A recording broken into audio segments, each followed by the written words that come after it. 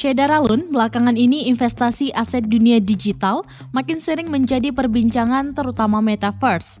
Awal tahun ini, rapper ternama Amerika Serikat, Snoop Dogg, dikabarkan sudah memulai perdagangan aset digital di dunia Metaverse, dikenal dengan nama Project Snoopverse. Tidak hanya dari kalangan artis luar negeri, ternyata baru-baru ini Raffi Ahmad juga tertarik berinvestasi di dunia Metaverse. Rans Entertainment, perusahaan miliknya dan Nagita Slavina, ikut terjun ke dunia Metaverse yang diberi nama Ransverse. Dilansir serambinews.com pada Senin 14 Februari 2022, melalui unggahan Raffi Ahmad di akun Instagram miliknya @raffinagita1717, ia mengumumkan tengah membangun dunia digital bekerja sama dengan Sinta VR, VC Gamers, Upband, dan Trans Animation.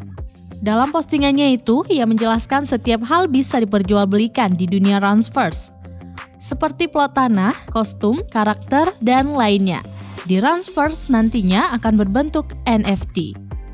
Raffi juga mengunggah beberapa desain Metaverse miliknya yang berlatar belakang taman bermain hingga kaveling kota virtual. Tidak hanya itu, pria yang terkenal sebagai Sultan Andara tersebut juga memamerkan beberapa tokoh-tokoh virtual yang akan mengisi Ransverse.